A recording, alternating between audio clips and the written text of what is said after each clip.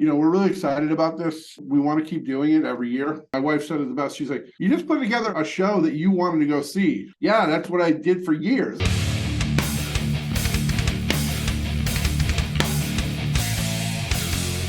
What's up, everybody? It's Keefy of GhostCultMag.com, and I'm here with our old friend, Scott Lee. Scott, how are you doing, man? How you doing, buddy? I'm good. I know you're good. I'm fantastic. I'm partially fantastic because this is tremendous. I haven't talked to you in quite a while, so good to see you again. And so stoked about the return of New England Metal and Hardcore Fest. I don't know what to say. It's a huge part of my life and my history as a fan, as a journalist, everything about it. Ghost Cult, even like the fact that Ghost Cult exists in America is because of, like, I was like solicited to, like, hey, I see your old thing, went out of business. Do you want to go cover Metal Fest for us? And that's how I ended up at Ghost Cult, actually. So it's like really, and even before I was a resident of New England, I went to Metal Fest as a fan. So like just so many good memories, so many good times. I guess the first thing that, like, why now to bring it back? It's been dark for a little bit, and why bring it back now? Well, we did a thing last year called Tattoo the Earth and kind of got the itch from that a little bit. And then saw Jasta doing, the Milwaukee Metal Fest, and that kind of kicked me in the butt too. And, that whole scenario, it's like, I just felt like it was a good time to come back. Trying to do it in September, which, in like between a lot of things, the only thing we're competing with is that big festival in Chicago that you're going to, so you can't go to Metal Fest. What's that called? Riot Fest. It's a little thing called Riot Fest. Little tiny thing. That's a great thing. That's a great festival, though. Do not get me wrong in any way, shape, or form. In my defense, all three of Walter Schreifel's bands are playing full album sets: Quicksand, Gorilla Biscuits, and Rival Schools. So if I have to mea culpa, and Mr. Bungle. So if I have to have a mea culpa, that's it. You know what I'm saying?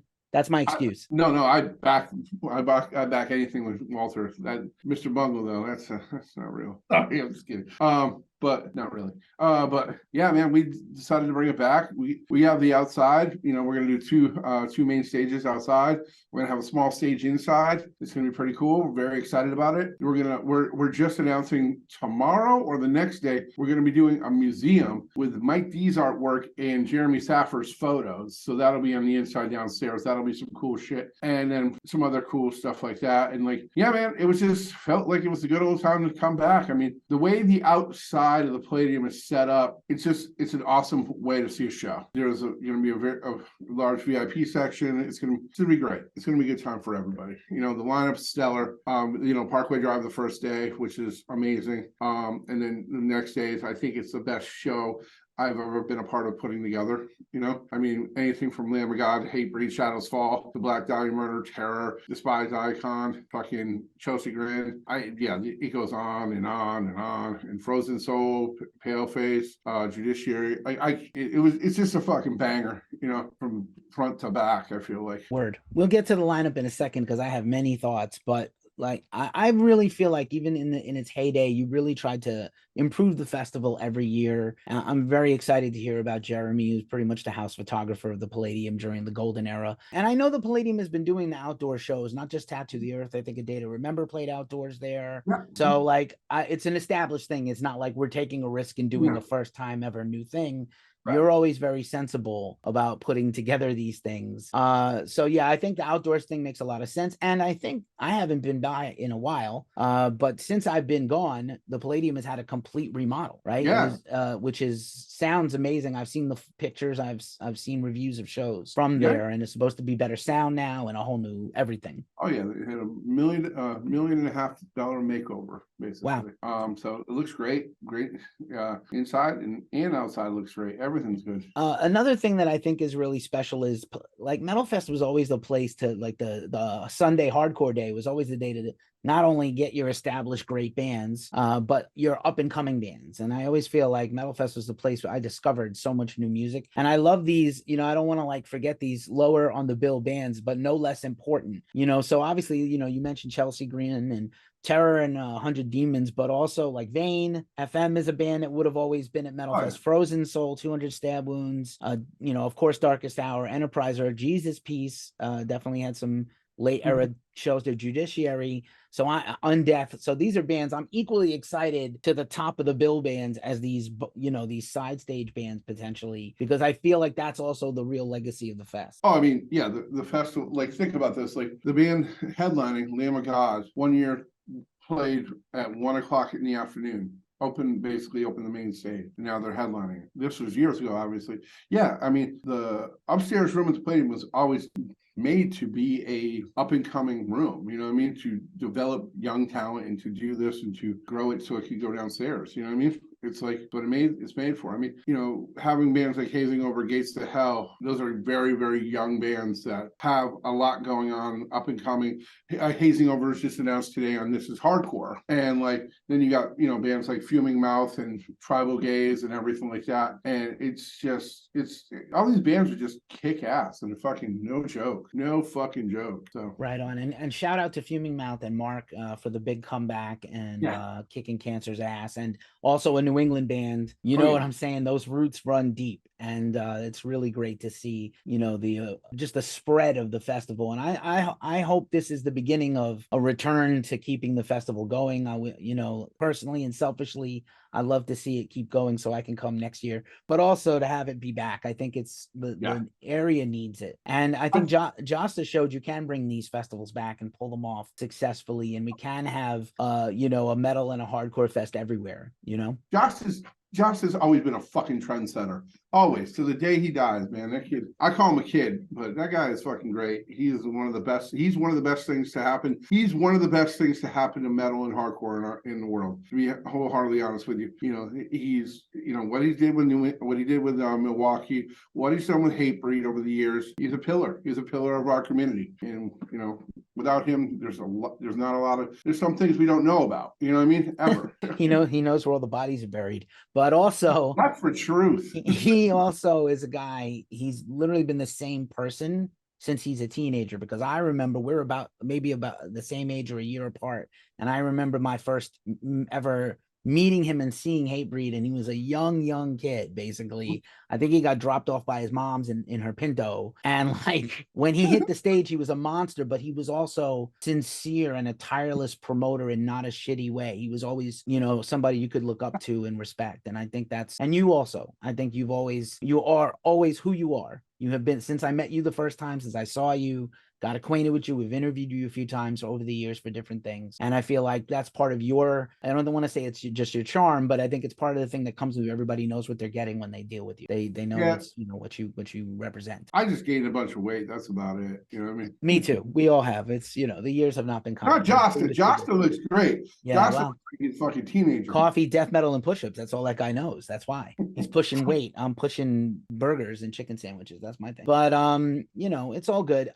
And of course, again, these the Lamb of God has their own boat cruise. This is the same band from when they were Burn the Priest that I saw in a little club. So I would not have predicted that they would be a world dominator, but here we are, and here they are, 25, 26 years later into their career, and 23 as Lamb of God. So, incredible. And great. I'm excited about it. There's not a bad Lamb of God show. There's not. If we could, I don't know. I've never seen one. Yeah, I've never seen one. Aside from this year, do you have like a favorite ever memory, like one favorite performance ever that was the best thing you ever saw at Metal Fest? I have a few, but I wonder if you have one. Meshuggah. I don't after the year. Don't do that. Overcast Reunion when they played downstairs the first time. Acacia Strain the year Behemoth headlined. They played it in Behemoth the year they headlined. Like, man, there's quite a few. Oh, the Kill Switch Engage when Jesse comes back. That was mine, number one. Kill Switch with Jesse. That was great. Three straight songs of Yellow and Red Light. Not forgiving, but great to see Jesse when it could see through the light. That was announced on a month's notice, him coming. Right. It was great. That was crazy. Here's a good one I shared recently here. So I live in San Francisco, and I see Harold O, who used to be in DRI. So there was definitely a metal fest about 9 or 10 years ago. Yeah.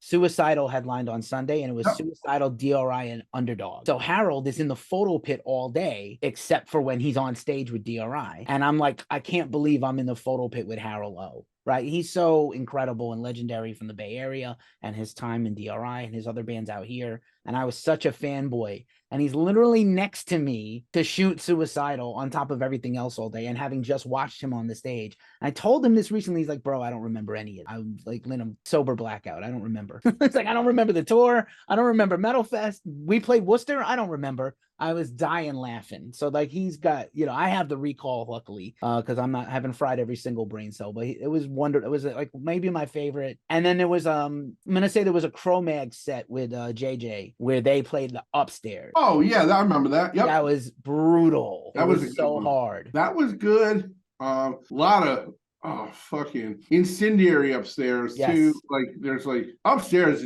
I could go on for fucking hours. It was like some of that was like some of the scariest and best shows of my whole life, doing it upstairs at the Palladium for any reason to be up there. And there were some great ones. And yeah, man, I really hope this is the beginning of something. It's always had a special place, not just for locals, people all over the world. People came from all over the world to go to Metal Fest. Yeah, it's so sick. We had people from China. There's this guy Noel who would come every year from Puerto Rico, and he'd bring like 20, maybe 25 people with him from Puerto Rico. And I was like, and every year I was like, here, you're good. I gave him a free pass every year because he's bringing thousands of dollars of people and it was just like, it was great. And then people from Australia, New Zealand, all over the place. It was great. I hope we get that back too, Oh, I have a feeling that we're gonna see an audience reflective of the world, because I just think like all these bands bring people out and bring people together. And Metal Fest was very consistent again during the big run. So I hope again, my hope against hope is that this is the beginning of a long-term thing. I know these things are difficult. I'm sure you could comment on the challenges right now of the touring industry.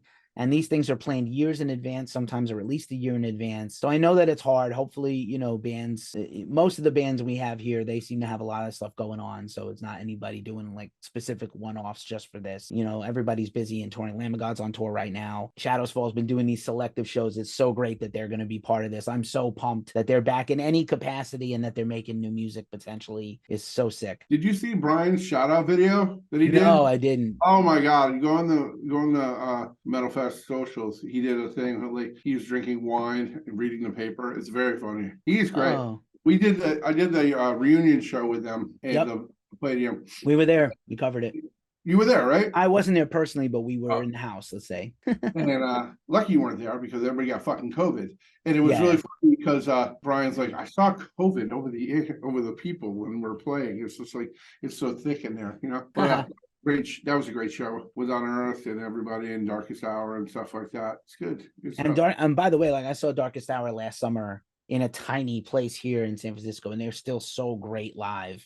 Just one of the most consistent and best bands ever. And it's actually a testament to the lineup that they're in the mix too. So yeah, man, I'm just really excited. I could go on all day, but I'm going to give you back your time and your day. I'm going to yield my time and give you back yours. But just any final thoughts or anything else you want to share about what's going on with the world of the many hats and plates spinning of Scott Lee? Yeah, man. I mean, I'm just excited about the festival right now. It's like it's one of these things where it's like a lot of focus is on that. I have other things going on. I own the company Sound Rank and downright merch and manage a bunch of great bands and stuff like that. But the festival, it's like one of the things is like I was talking to Jamey Jasta about this, and I'm like, it was really funny. We me, Mike D'Antonio from Killswitch Engage, not from Beastie Boys, went and we were at the Palladium, and the guy Timmy, who's like been like the guy who works at the Palladium for years, like I won't call him a janitor, he's not a janitor, but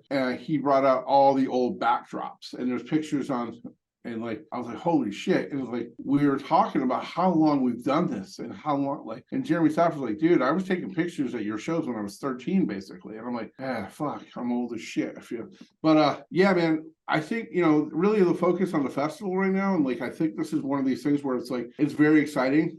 For me, we're really excited about this. We want to keep doing it every year. My wife said it the best. She's like, you just put together a show that you wanted to go see. Yeah, that's what I did for years. It's the whole fucking thing, and like, so you can come maybe instead of blowing us off. Oh, burn. I deserve it. It's fine. Plans were made well in advance. What can I say? But I'll be back. Don't worry. And I'll see you soon also in person, possibly. So I appreciate you, man. Everything you've ever done for everybody in the scene and this festival. Thanks for bringing it back. Thanks for hanging out with Ghost Cult Scott and always being a supporter of us, even when I can't make the fest in person. All good in the hood, my man. I'll talk to you soon.